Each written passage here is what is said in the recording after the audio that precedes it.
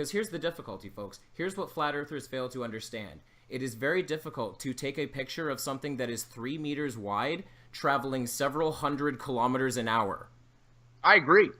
I agree that that is hard to do. What you globelings fail to understand is that you could stick a selfie stick on it with a camera and take a picture and send the signal back to every one of them. It weighs like a pound. Why? It doesn't For even your weigh a amusement? pound. Well, no, to prove it. So let's summarize this guy's claim. He would like to see a selfie stick and camera attached to a satellite in order to confirm it is in space by showing a live video of it launching and pointing back at Earth. Or go for main engine start. 3, 2, 1, 0. And ignition and liftoff of the Atlas V with the Solar Dynamics Observatory, learning why our star is changing our lives.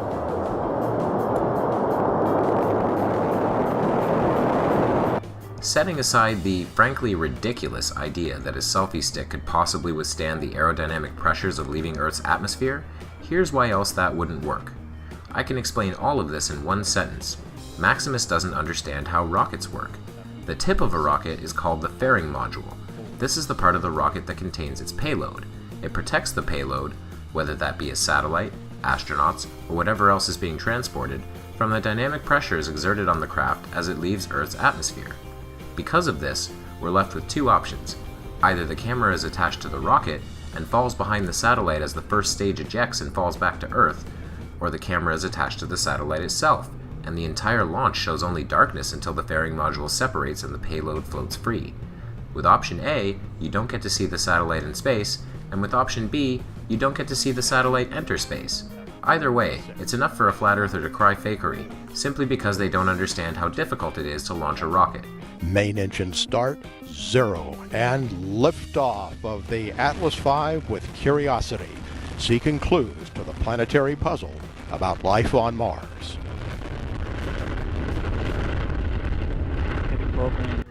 I'd also like to add that Maximus's request has actually been fulfilled before. A satellite television network called the Dish Network used to have a channel called Dish Earth, which was simply footage from a camera attached to one of their satellites, showing a 24/7 live stream of the Earth from a pretty good distance out. You see the channel I'm on, right? I'm gonna clear it. Dish Earth. Now let me turn this up for everybody here.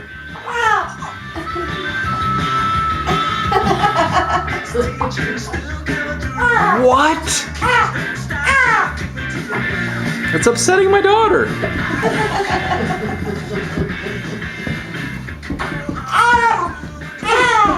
Does anyone look at pictures of the Earth from outer space and think of this music? That's what I want to know.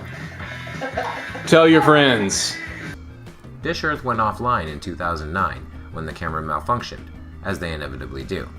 I can only imagine how expensive it would be to launch a repair mission to that satellite. A second occurrence came in 2011 when the Space Shuttle Endeavour made its final launch. 0.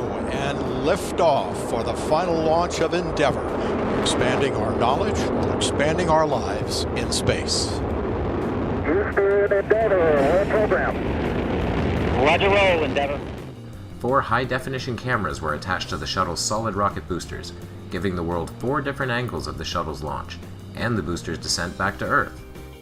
And standing by for separation of the solid rocket boosters. Bear in mind that it cost $5,000 to $10,000 to send a kilogram of anything into space, and that NASA did this basically as a last-minute freebie to its fans.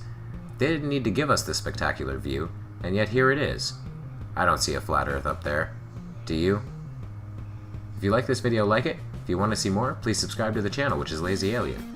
As usual, my name's Kevin, and I'm out.